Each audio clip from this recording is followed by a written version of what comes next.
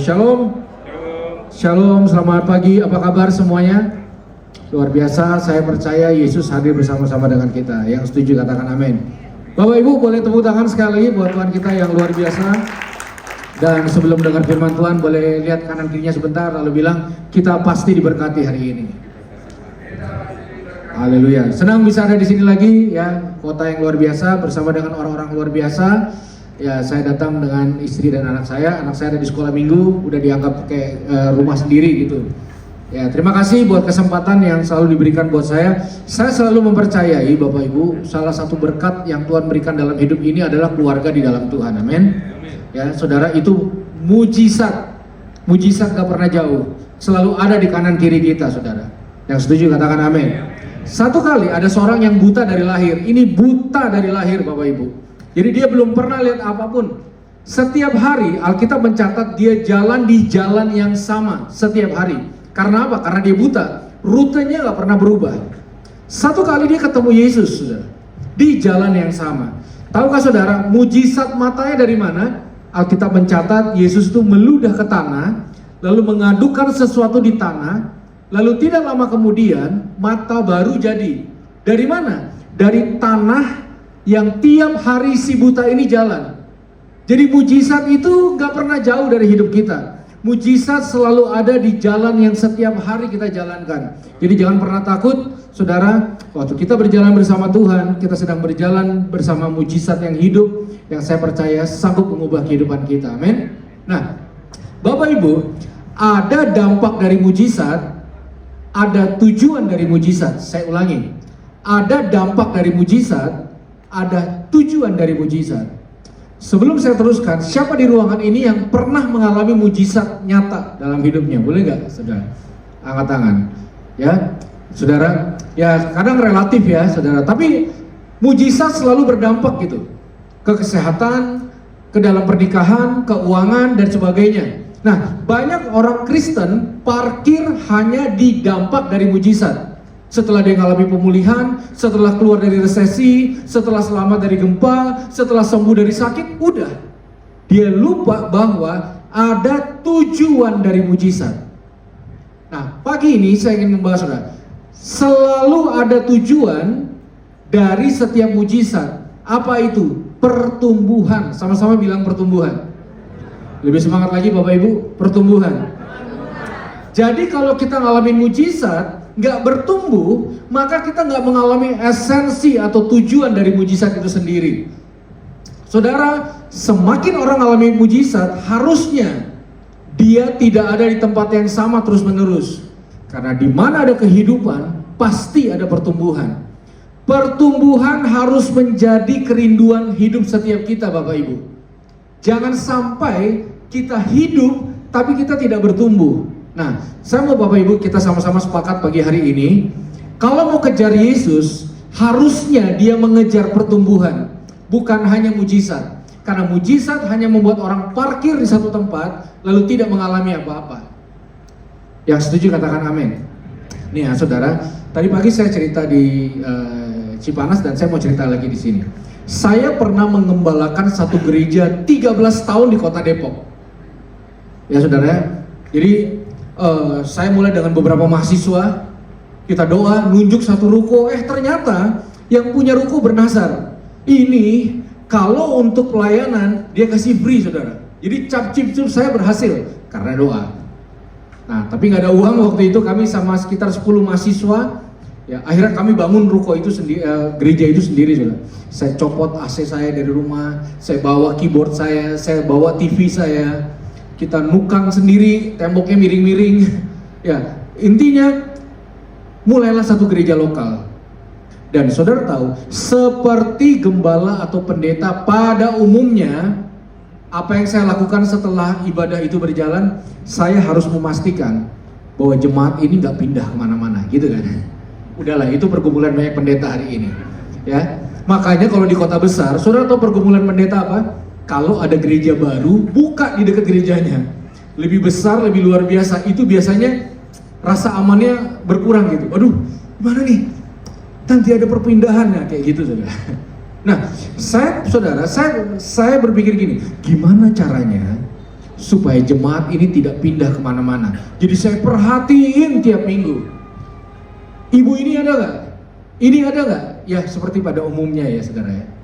Dan saudara tahu, saya melakukan satu kesalahan besar yang saya mau akui pagi hari ini. Di awal saya memberitakan firman Tuhan. Saya berharap kesalahan saya ini bisa jadi pembelajaran yang besar bagi setiap kita. Jadi, bagaimana caranya supaya jemaat itu tidak pindah-pindah? Kalau bisa nambah.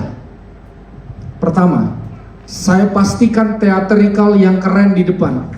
Saya pastikan alat musik saya nggak ada yang rusak. Saya pastikan pemain musik main jangan salah-salah.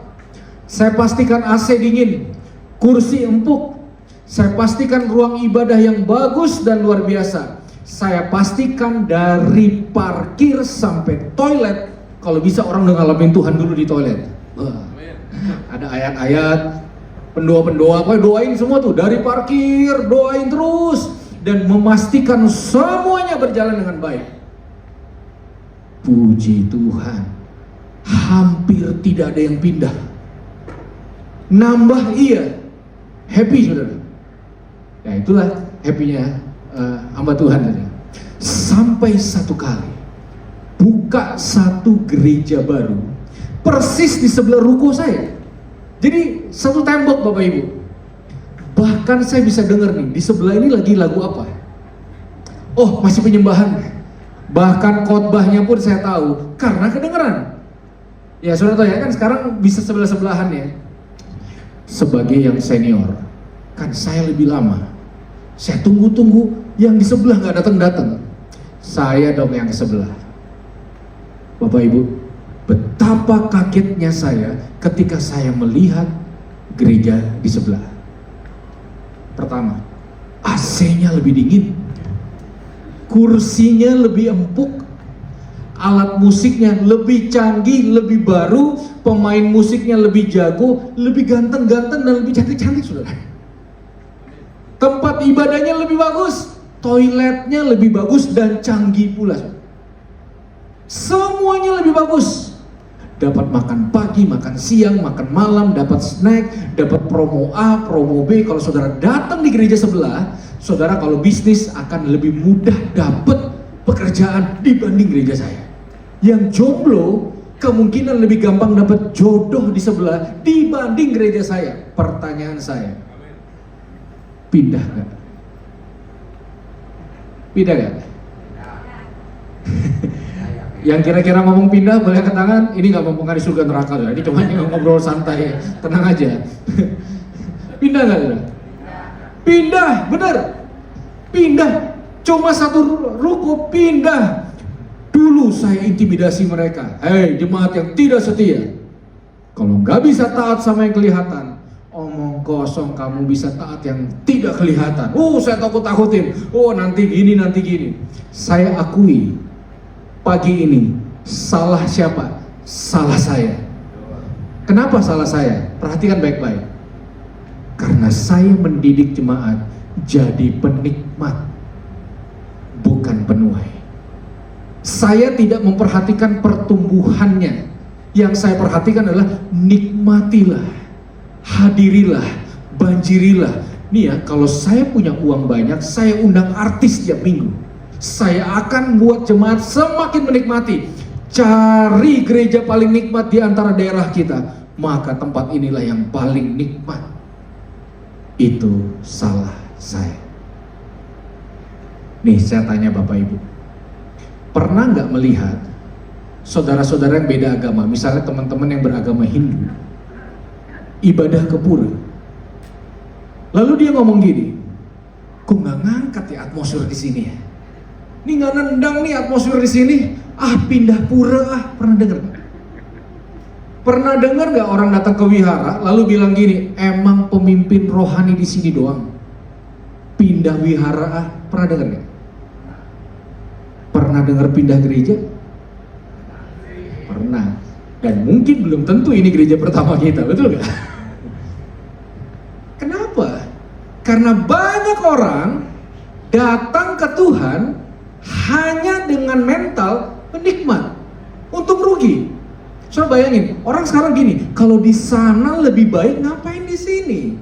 Hai pelayan Tuhan, kalau di sana persembahan kasihnya lebih besar, kamu bisa dapat banyak privilege, apartemen gratis, jalan-jalan ke luar negeri gratis. Ngapain setia di sini?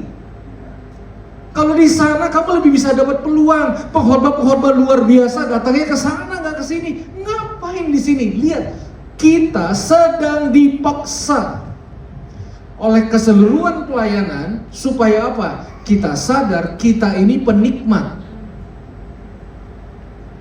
Betul nggak Bapak Ibu kebanyakan seperti itu? Iya kan? Makanya sekarang pelayanan juga membangun berlomba-lomba mana yang lebih nikmat, mana yang lebih luar biasa.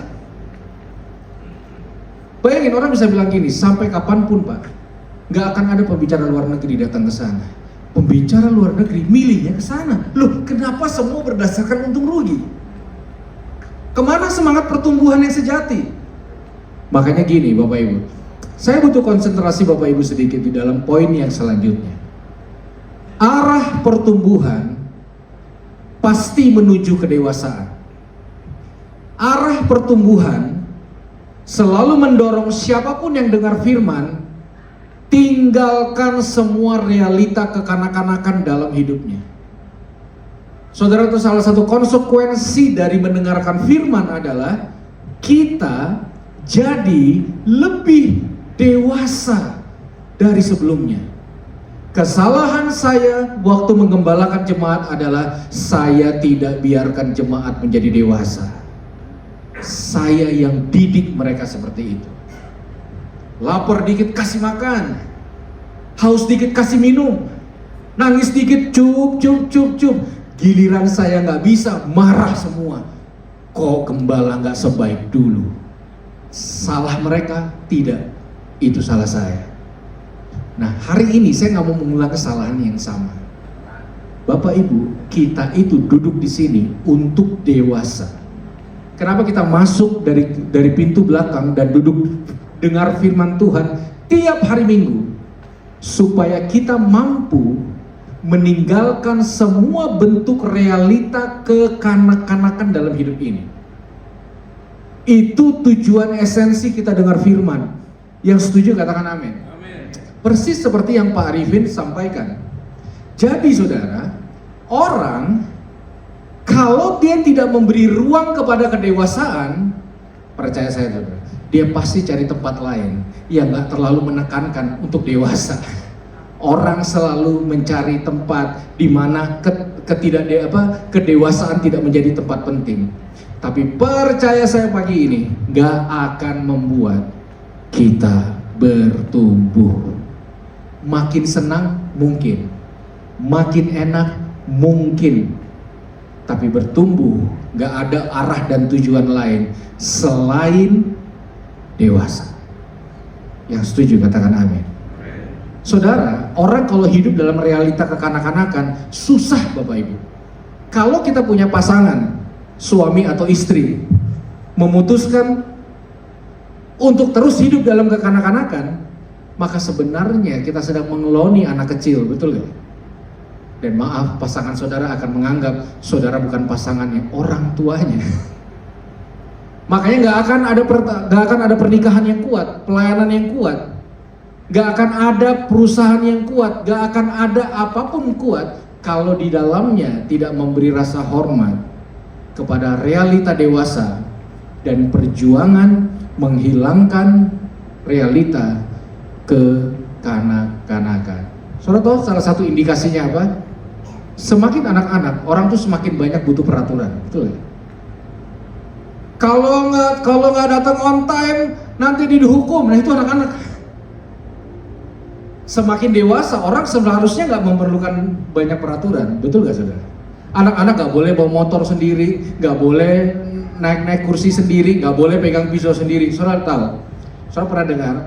Anak seorang artis beberapa tahun lalu, umur 13 tahun dikasih mobil, nabrak di Jagorawi, 9 meninggal. Jangan anggap enteng sifat yang menolak kedewasaan, karena akhirnya yang rusak bukan cuma diri kita, tapi juga orang lain. Makanya saya bersyukur hadir hari ini Karena saya percaya firman senantiasa mendewasakan kita. Yang setuju katakan amin. Baik, mari kita lihat satu bagian firman Tuhan Bapak Ibu dalam 1 Korintus 3 ayat yang pertama. 1 Korintus 3 ayatnya yang pertama. Oke? Nah, saudara, sebelum kita baca saya harus kasih tahu bahwa Korintus adalah kota yang sangat rohani, saudara. Jadi kota ini terkenalnya bukan dari buahnya, bukan dari batiknya atau apanya. Kota ini terkenal dari apa? Rohaninya. Mirip dengan kota apa? Kalau di Indonesia, dua kota ini saya sebut, Ambon sama Manado. Ya, saudara kalau ke Manado, karena saya mama orang Manado, papa orang Ambon, saudara. Maka saudara akan lihat pemandangan yang mungkin sulit ada di Cianjur. Tiap 5 menit gereja, tiap 5 menit. Di Manado gereja yang pakai toa. Jadi saudara masih tidur, gereja panggil, "Shalom, bangun, bangun. Sekolah minggu, ayo pemuda bangun." Beneran. Jadi orang nunggu ibadah dari mana? Bukan dari lonceng gereja, pakai toa. Jadi kalau saudara malas dengar firman, duduklah di teras sambil merokok dan minum kopi. Ada firman dari gereja, pakai toa. Beneran. Di Ambon juga gitu. Satu kali saudara, di sudut kota saya melihat spanduk besar sekali. Yesaya pasal sekian ayat sekian.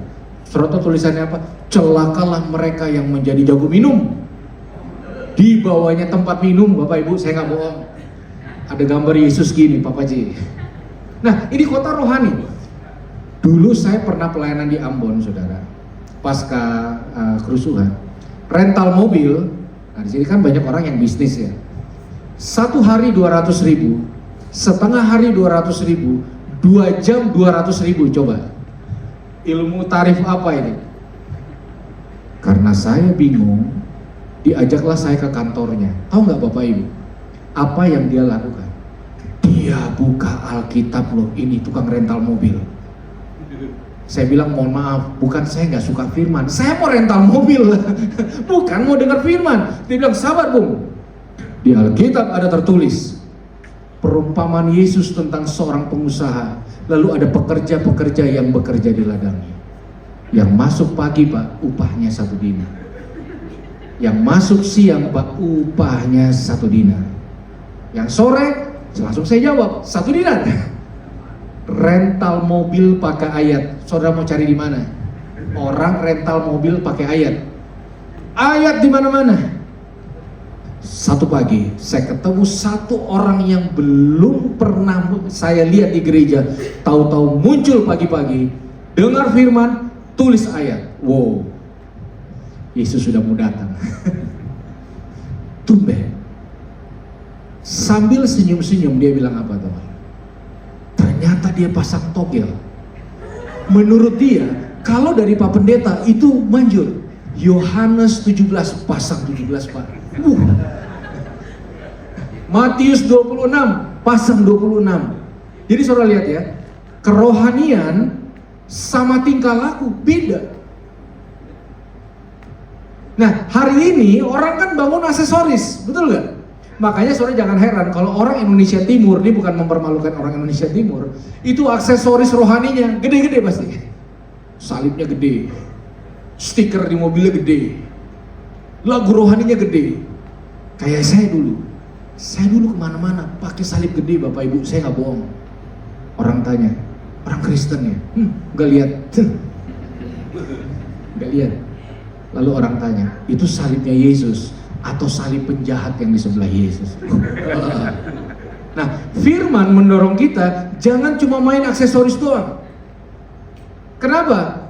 Karena kamu bisa menutupi ketidakdewasaanmu dengan aksesoris-aksesoris rohani yang seakan-akan orang tuh silau dengan kita. Kita lihat ayat ini. 1 Korintus 3 ayat 1 sampai 3.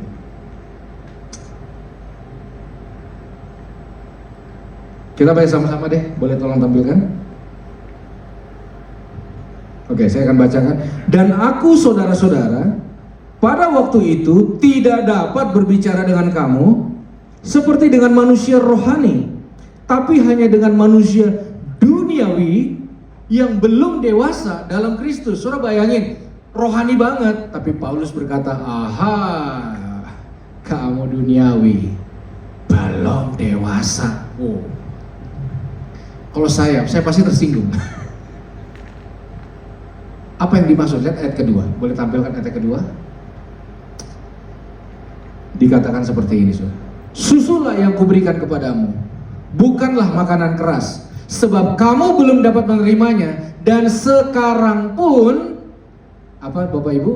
Kamu belum dapat menerimanya. Artinya apa? Nih perhatikan semua ke depan, saya jelaskan saudara. Dulu kamu gak terima, sekarang kamu juga gak bisa. Artinya apa? Gak berubah kedewasaannya. Contoh, 7 tahun yang lalu, kita itu gampang ngambek, tersinggungan, gampang sakit hati, kecewa dengan gereja, kecewa dengan hamba Tuhan.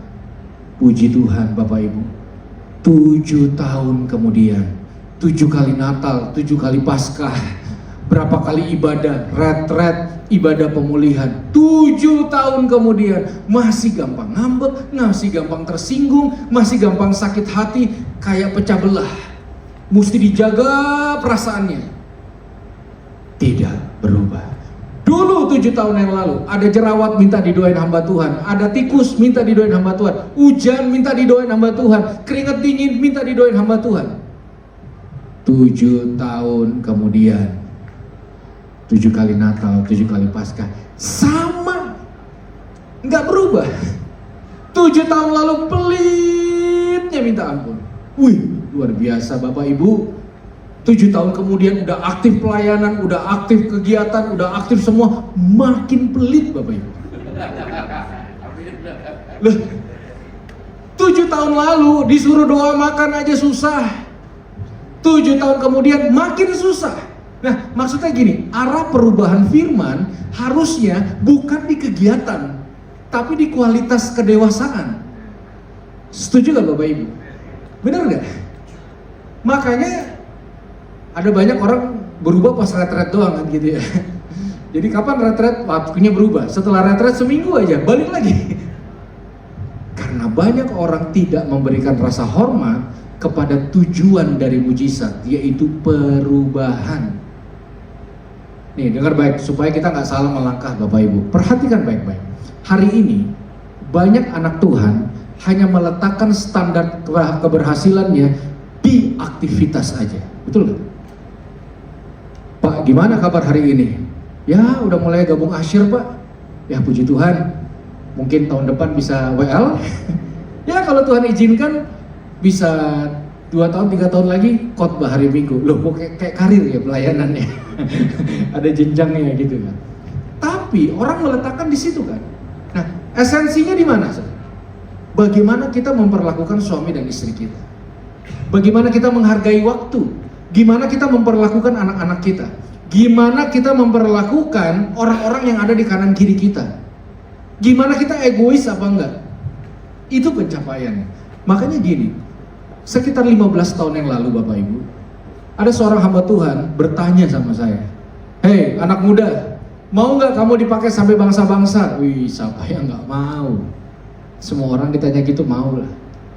Lalu apa yang harus saya buat? Lalu dia bilang gini, kalau kamu mau menaklukkan bangsa-bangsa, paling tidak rapikan kamar tidur pribadimu dulu, hai anak muda. Kalau kamarmu kamu nggak becus beresin, urus diri aja nggak becus. Nih lampu merah kamu terobos, kamu masih sering lawan arah, datang terlambat, masih nyontek, masih nggak bener. Bagaimana mau dipakai Tuhan? Luar biasa.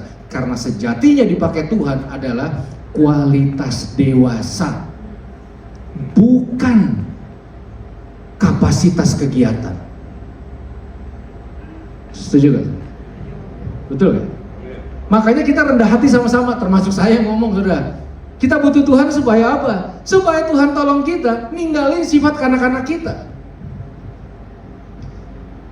Amin saudara? Amin. Ya gak enak lah saudara. Nih ya, saya bawa anak umur 7 tahun. Kadang-kadang dia itu masih sering minta disuapin. Jadi saudara akan lihat mungkin sesekali atau sering kali saya nyuapin anak saya umur 7 tahun. saya yakin gak ada yang komplain, gak ada yang ya normal. Tapi kalau setelah ibadah, saudara lihat saya makan siang, saya minta istri dan anakku yang nyuapin aku, itu udah gak romantis, itu aneh. Saya gak mau makan, suapin. Terus saudara lihat saya disuapin, aneh gak? Aneh. Makanya Alkitab berkata, banyak orang dari sudut pandang waktu, harusnya udah bukan anak-anak, bukan lagi disuapin, dipikirin.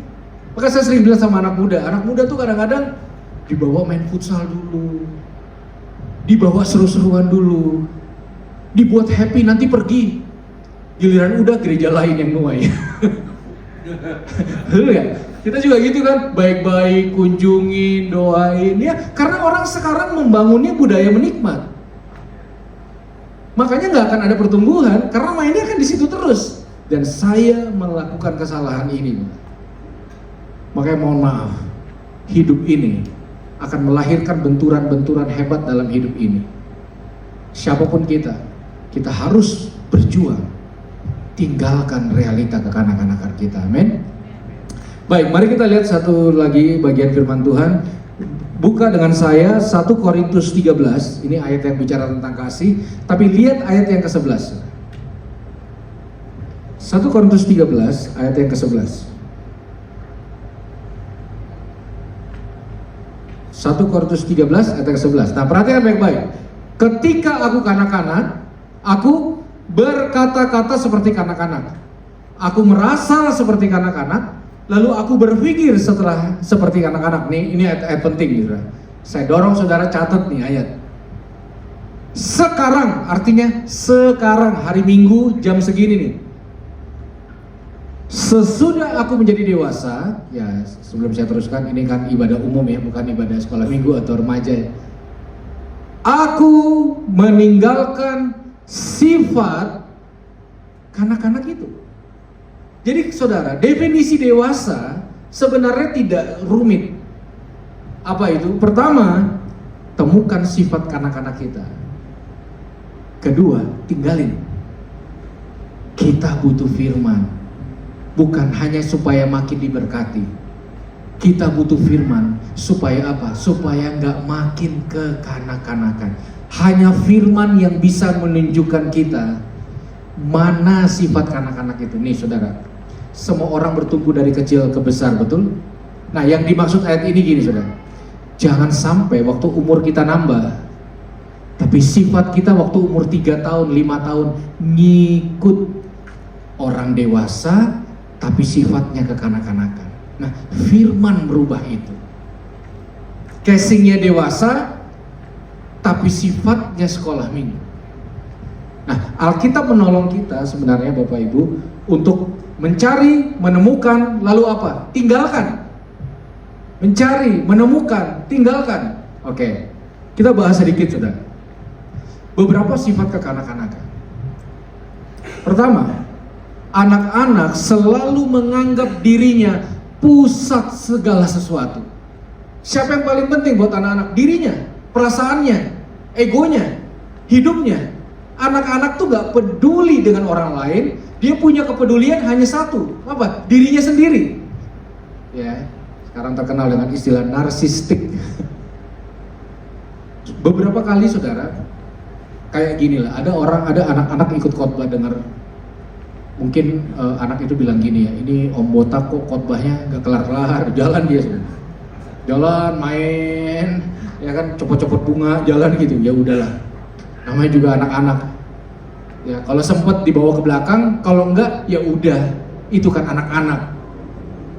Tapi kan nggak lucu kalau orang dewasa sementara dengar firman, lalu dia bilang gini, ini ngomongnya nggak nyambung, ini ngomongnya nggak sesuai. Dia sibuk sendiri di kursi, main handphone, buka-buka Tokped, dia sibuk sendirian. Karena apa? Saya punya argumen saudara. Anak-anak hanya mau dengar yang dia butuh dan yang dia mau, betul kan? Kalau ada anak-anak, saya mulai khotbah tentang Upin Ipin. Mungkin mereka dengar. Nah, makanya kita perlu kedewasaan. Saudara pernah dengar nggak orang bilang gini, Pak, minggu ini siapa yang khotbah Pak hari Minggu? Oh yang khotbah minggu ini, bapak ini pak, aduh, bawa kopi deh pak, ngantuk. Datang telat, balik duluan. Aduh pak, aduh. Minggu depannya lagi siapa? Pastor ini yang datang. Nah itu baru pembicara. Nih dengar baik, orang dewasa bisa mengelola informasi apapun. Siapapun yang ngomong, dia bisa olah menjadi makanan sehat dalam hidupnya. Karena fokusnya bukan dirinya. Yang setuju katakan amin. Saudara, nih ya, saya tanya nih. Sekarang kalau saudara aktif di sosial media, apa sih yang orang lakukan pertama kali setelah masuk rumah sakit pada umumnya? Foto dulu dong infusnya, betul? Oh ini pak, biar kita didoain, enggak mamer, udah itu aja. Sekarang kita hidup di zaman jempol kejepit pintu, seluruh dunia harus tahu. Jempolmu cantengan, seluruh dunia harus tahu. Guys, gitu ya. Ini dipotong atau enggak baiknya? Bayangkan ego sama diri sendiri itu jadi makanan hari-hari. Nih, saya ajak Bapak Ibu nostalgia sebentar. Masih ingat gak buku diary zaman dulu? Orang curhat di satu buku yang ada gembok dan kuncinya, Bapak Ibu. Sabar di sini. Jadi surat curhat dari diary, hari ini aku sebel ini, ditutup, dikunci, kuncinya disimpan, bukunya diumpetin. Gak ada yang boleh baca. Sekarang orang curhat di sosial media, gak ada yang baca, marah. Pernah lihat gak orang curhat, sepi, gak ada yang komentar, dihapus sama dia, klik. Hati-hati, itu sifat kekanak-kanakan. Nih ya, misalnya pertandingan bola, sekarang kan ada U17 Piala Dunia. Tim Brasil lawan Argentina. Atau gini deh, ya, ini bukan mau bawa-bawa pilpres. Semua kandidat punya hamba-hamba Tuhan dan anak-anak Tuhan yang mendukung, betul? Betul dong? Semua ada, oh ini adalah pilihan Tuhan, ini adalah pilihan Tuhan, ini pilihan Tuhan. Soalnya misalnya 3, lalu ada 3 hamba Tuhan berdoa, sama-sama berdoa. Yang pertama, kalau Tuhan di pihak kami, siapa lawan kami? Wah. Yang kedua, nggak mau kalah. Dia ajak 3 temannya berdoa. 2-3 orang berkumpul, engkau hadir, minta apa aja, maka Tuhan menjawabnya. Wih. Yang ketiga 2 peperangan, kami patahkan semua penghalang, kami hancurkan semua, tancapkan panji-panji Kristus. Pertanyaan saya, Tuhan dengar yang mana? Tuhan dengar yang mana? Yang menang. Betul. Yang menang yang mana? Nah, itu Pak, itu benar. Makanya kan nggak mungkin 3-3 ya. Makanya gini, orang dewasa tidak hanya berdoa supaya menang. Orang dewasa juga berdoa supaya apa? Nggak nangis kalau kalah. Amin. Iya dong. Kalau nangis kalau kalah, itu anak-anak. Jangan pikir semua itu harus sesuai dengan diri kita. Itu kan anak-anak. Makanya saudara pasti pernah dengar ini. Pak, kalau saya nggak suka sama dia, orang itu, pasti Tuhan juga nggak suka Pak sama orang itu. Kalau saya bilang orang itu sesat Pak, surga akan setuju dan bilang orang itu sesat. Nah, kalau saya bilang dia orang baik Pak, pasti Tuhan juga bilang itu orang baik. Yang Tuhan siapa? Yang umat siapa? Saudara tahu hari ini orang tuh capek dengan agama. Orang capek dengan semua debat. Karena apa? Karena semua mengklaim Tuhan di pihaknya. Betul gak? Saudara pernah gak disakiti atas nama Tuhan? Makanya kalau kita nggak dewasa, begitu jadinya dunia persilatan peragamaan, saudara. Bayangkan, pernah ada satu orang datang sama saya, Kak, ada suara Tuhan buat kakak. Wih, jarang-jarang nih, seneng saya.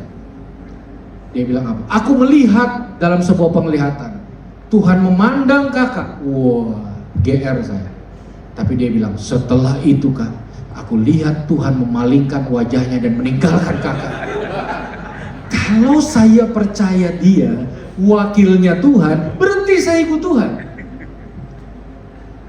Makanya gak mungkin ada agama yang bisa dijalankan tanpa kacamata kedewasaan. Gak ada. Saling melukai satu sama lain, saling sikut satu sama lain, saling menyakiti satu sama lain. Betul gak? Saya kan gak bisa ya, misalnya Pak, Bapak doa nih Pak sekarang, hujan, saya doa, cerah. Doa lebih kenceng lagi, saya doa lebih kenceng lagi. Nah, pertanyaannya, hujan apa enggak? Ya terserah Tuhan, bukan terserah yang doa. Itu dewasa. Tapi kan ada orang bilang, tapi Pak, kita harus ketok pintu surga. Wih, benar. Tapi kalau mau ketok pintu surga atau pintu siapapun, hormati dong yang di balik pintu. Amin. Soalnya nggak bisa ketuk pintu Pak. Mentang-mentang udah sering ke Cianjur, setiap kali saya ke rumah Bapak harus buka. Kurang ajar itu namanya. Kalau ketok pintu, hormati. Mau dibuka oke, enggak juga oke, nanti juga oke. Itu namanya apa? Dewasa. Jadi mohon maaf, hidup enggak mengenai yang kita mau, hidup enggak mengenai yang kita pilih. Makanya kebenaran tidak berpihak pada kepentingan manusia. Yang setuju katakan amin. Amin. Kedua, anak-anak itu nggak bisa jaga perasaan orang lain. Ini ya saudara, saya tinggal di satu apartemen di Jakarta Utara, kebetulan lantai 25. Satu ketika naik lift bersama satu keluarga dan satu orang anak laki-laki. Digendonglah anak laki-lakinya. Begitu digendong, mukanya hadap-hadapan dengan saya. Di tengah keheningan lift, anak itu ngobrol sama bapaknya, gak ngobrol sama saya. Oh saya biarin aja, namanya anak mau bapak ngobrol. Tapi obrolannya itu loh, Pak, kok orang di depan kita gak ada rambutnya ya? Jelek banget. Nggak apa-apa tuh keren gitu. Saya nggak sekali dua kali datang anak kecil, botak kabur dia. Itulah anak kecil. Betul gak? Betul gak? Anak kecil memang begitu. Apa yang ada dalam pikirannya pasti diucapin. Udah gak lucu kalau orang dewasa yang kayak gitu. Makanya banyak orang dewasa suka ngomong gini, Pak, aku tuh orangnya emang kayak gini, ceplas-ceplos. Oh maaf, tidak bisa. Siapa ada dalam Kristus, dia adalah ciptaan yang baru. Saudara gak bisa bilang, saya emang dari dulu orangnya gini Pak, ceplas-ceplos. Oh gak bisa. Semakin rohani harusnya punya filter. Kalau tidak, gak ada yang tertarik sama Yesus yang kita sembah. Saya rasa orang yang selalu ceplas-ceplos, lama-lama gak ada temennya. Nih Bapak Ibu, saya 4 kali pernah dipikir mau maling di gereja, bayangin. Saya datang cepet. Kalau di Jakarta kan beberapa gereja ada security-nya. Ditangkap saya dari belakang. Mau kemana Pak? Selamat hari Minggu Pak, aku mau ibadah. Bohong kamu katanya. Karena apa? Jenggot, tato, botak. Dibawa saya ke pos security. Di tengah perjalanan ada spanduk gede, ada muka saya. Loh, Bapak pembicaranya ya? Lihat, tanpa kacamata dewasa, orang itu suka menghakimi, menyakiti, gak peduli dia sakit hati apa enggak. Ngomen sesukanya, buat apa aja yang gak suka, dia gak peduli feedback balik. Itu kekanak-kanakan. Saya ketemu pendeta di Sumatera Utara. Setiap minggu jas pelayanannya sampai di bawah lutut. Satu kali saya salaman, saya kaget lihat ada gagang pedang di balik jasnya. Oh ini buat di ladang, karena di sana begitu. Tapi saya tanya sudah, mohon maaf jangan tersinggung Pak Pendeta, itu buat apa Pak? Lalu dia bilang gini, kalau ada apa-apa, misalnya Tuhan terlambat tolong. Ini Pak. Gak mudah jadi orang dewasa. Sering dengar kan orang ngomong gini, Pak, untung saya ini udah bertobat Pak. Kalau gak mah habis tuh orang sama saya. Itu mah belum. Gak ada kesempatan aja. Kalau bilang sini boleh, balas sesuka bebas. Oh dihajar itu orang pasti. Lihat ya kan, ketolong peraturan aja. Ada banyak orang gak buat dosa karena gak ada kesempatan aja. Nah bayangin tanpa kedewasaan, tinggal tunggu kapan kesempatannya ada.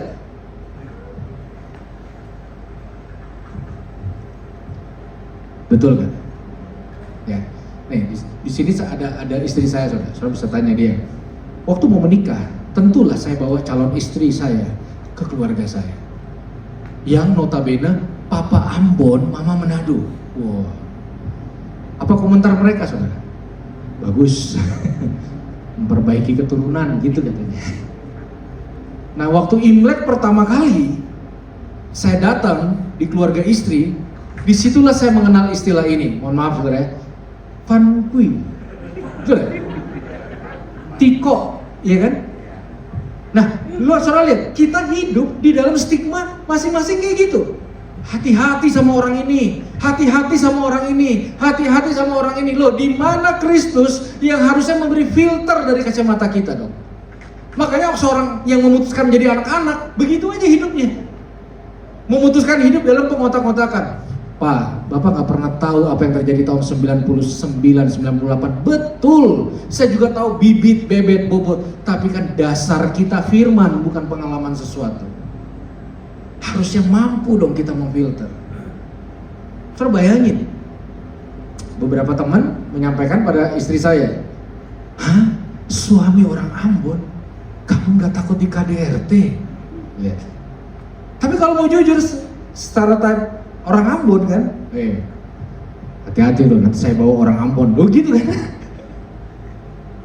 Harusnya itu clear and clean di gereja. Gak ada lagi orang hidup rasis. Kalau ada, bertobat harusnya. Karena itu kekanak-kanakan. Amin. Berikutnya, saudara tahu gak? Anak-anak itu sebenarnya gak semua bisa main bersama.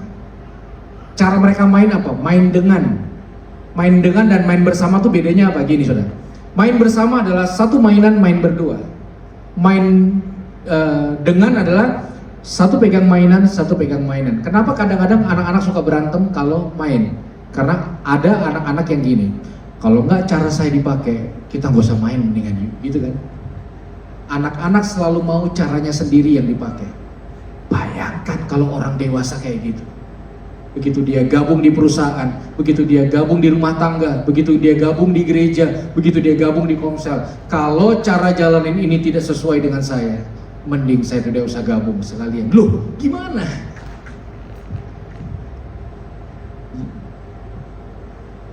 Itu kekanak-kanakan.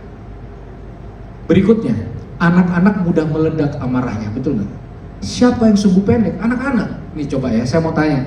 Ada nggak dari antara bapak ibu di sini, ketika anakmu mau marah, ngamuk dan teriak, dia nanya dulu sama mamanya atau papanya, Pak, Papa perasaan lagi enak gak hari ini? Gimana? Papa lagi sejahtera nggak? Aku mau teriak loh, aku bisa tunda 2 minggu. Tenang Pak, aku mengerti. Ada nggak? Nggak ada. Mau kita lagi sakit gigi, mau kita lagi nggak ada uang, namanya anak teriak, ya teriak aja. Kecuali kita ajarin, betul nggak?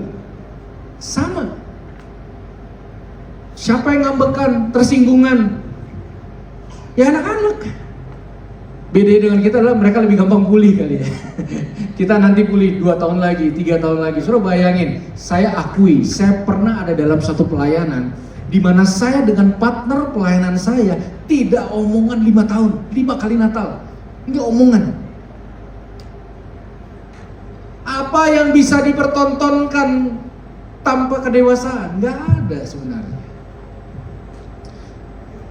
Makanya kita perlu Tuhan untuk itu, amin. Terakhir, anak-anak gak bisa terima tanggung jawab. Tidak ada satupun anak yang jadi ketua panitia Natal, betul? Gak ada. Panitia Paskah ada? Oke, kita cari anak sekolah minggu. Anak-anak sulit disuruh meeting. Sama dengan orang dewasa yang kekanak-kanakan, sulit sekali ambil tanggung jawab. Saudara, ini bukan mengenai untung rugi, makanya saya disclaimer dari awal. Ini mengenai dewasa apa enggak. Belajarlah ambil tanggung jawab. Makanya saudara, di gereja itu ada yang namanya pelayanan. Ini bukan pesan sponsor saudara. Pelayanan terkadang, ya, enggak selalu, terkadang menolong kita untuk mengambil momen, kita nggak mikir diri sendiri, mikir orang lain. Makanya sejujur, banyak hari ini orang tuh jaga jarak sama pelayanan. Oh, saya Pak, Tuhan udah panggil saya dengan karunia menikmati Pak. Emang udah di sini mentoknya saya Pak. Saya menikmati. Nah, saya kasih contoh. Ada dua kata yang membuat saya banyak mengalami hal-hal yang orang lain tidak alami. Kata pertama adalah kata ya. Udah kan saudara? Coba sama-sama kita ngomong ya. 2, 3. Ya. Nah, misalnya, saya tunjuk salah satu dari saudara. Bu, Ibu bantu saya doa tutup firman ya. Hah? Saya? Iya Bu. Bener Ibu. Sekarang iya. Iya. Nah itu. Meskipun setelah ngomong iya, 90% menyesal. Aduh. Kenapa aku ngomong iya ya Pak? Ih kamu juga sih. Sosokan lagi iya. Nah, dengar baik. Kita bukan orang bodoh kalau kita berani berkata iya. Pak, Bapak kan sudah sering datang hari Minggu. Mulai bulan depan Pak, join pelayanan ya Pak. Yang lama aja ribut. Belum dramanya, belum politiknya. Iya. Aduh, kenapa lagi ngomong iya? Yang kedua, sering-seringlah ngomong ini. Saya. Udah kan? Saya. Contoh. Siapa di ruangan ini yang mau jadi panitia Paskah tahun depan? Semua tunduk kepala habis itu, betul? Dibutuhkan orang yang berani. Saya. Bener. Nyari dana, mimpin rapat, gerakin orang, evaluasi. Sekali lagi, ini bukan keputusan bodoh. Terkadang ini melatih kita untuk mengambil tanggung jawab. Saudara, Tuhan ajar saya terkadang mengambil yang orang lain gak mau ambil. Apalagi orang gitu. Jadi saya banyak menangani orang-orang yang kalau ini masih oke, ini masih oke, ini masih oke, ini lupakan. Nah, itu bisa saya ambil tuh. Itu bisa saya ambil. Ada satu orang yang pernah saya tangani sampai seluruh gereja waktu dulu bilang gini, kalau nggak dia yang pergi Pak, kita semua yang pergi Pak. Ini bukan mengenai untung rugi. Ini kemudian ini mengenai melatih saya sebagai suami, sebagai ayah, sebagai hamba Tuhan, sebagai pengkhotbah, sebagai masyarakat untuk belajar bertanggung jawab. Makanya sekali lagi Bapak Ibu, siapa yang bersyukur hadir hari ini, amin. Semua bersyukur, boleh tepuk tangan dong buat Tuhan aja. Ya saudara, ini saya yakin banget, Rock Cianjur sedang dalam sebuah persiapan yang luar biasa. Anak-anak muda akan dipersiapkan, ada momennya di mana saya yakin dan percaya orang akan belajar dari saudara. Akan ada hal-hal dahsyat yang orang akan belajar dari tempat ini. Saya dan istri merasa itu, meski kecil, tapi saya merasa ada sesuatu yang besar di sini. Beneran saudara, ini bukan mengenai jarak, ini bukan mengenai di Jawa Barat, bukan. Ini mengenai ada sesuatu yang ilahi di sini. Ini mengenai saudara. Makanya mungkin proses saudara tuh banyak yang nggak mudah gitu. Jujur, saya melihat itu di sini. Di tengah hingar-bingar dunia pelayanan, saya memilih untuk melihat apa yang mau Tuhan lakukan di sini. Tapi dengar baik, semua yang Tuhan siapkan di Rock Cianjur pada akhirnya hanya bisa digenggam dan dijalankan oleh mereka yang memutuskan dewasa dan tidak kekanak-kanakan. Itu sulit. Tapi sebagai hamba Tuhan, saya berkata ada anugerah. Dalam kelemahan kuasa sempurna jadi bagian kita. Saudara ibu rumah tangga, persiapkan hidupmu baik-baik. Akan dipakai Tuhan dengan dahsyat, bukan hanya untuk anak-anak dan keluargamu. Akan banyak hal pengajaran, inspirasi. Kita bawa bapak di sini dan calon-calon bawa bapak, percayalah ada hal yang tidak murahan yang sedang Tuhan persiapkan. Saya tutup dengan kalimat ini, saudara. Terlalu mahal harganya untuk dapat yang biasa-biasa. Please, hormati semua proses pendewasaan. Bersinergilah dengan rencana-rencana Tuhan mendewasakan setiap kita. Dan kita akan syukuri satu saat bahwa karakter itu ternyata Tuhan tunjukkan dan Tuhan bangun di tengah-tengah kita bagi kemuliaan nama Tuhan. Tepuk tangan yang meriah buat Tuhan. Mari kita rapikan Alkitab dan mari kita berdoa. Kami syukuri sekali lagi siang hari ini. Tidak mungkin kami mampu kalau bukan Tuhan yang memampukan kami. Tuhan, secara khusus aku berdoa untuk semua pernikahan di tempat ini, Tuhan. Dewasakan masing-masing kami, Tuhan. Aku berdoa untuk semua ibu, dewasakan Tuhan. Aku berdoa untuk setiap kepala keluarga, dewasakan kami ya Tuhan. Aku berdoa untuk setiap anak-anak, dewasakan kami Tuhan. Menantu, mertua, dewasakan kami. Secara khusus Tuhan, kami tahu ada hal-hal yang tidak mudah, yang mungkin juga dialami oleh leader-leader dan pekerja-pekerja di gereja ini. Tapi aku menyampaikan dari isi hatiku Tuhan, biarlah mereka semua kuat dalam proses pendewasaan. Aku berdoa tidak ada yang mundur dalam nama Yesus. Tidak ada yang berhenti.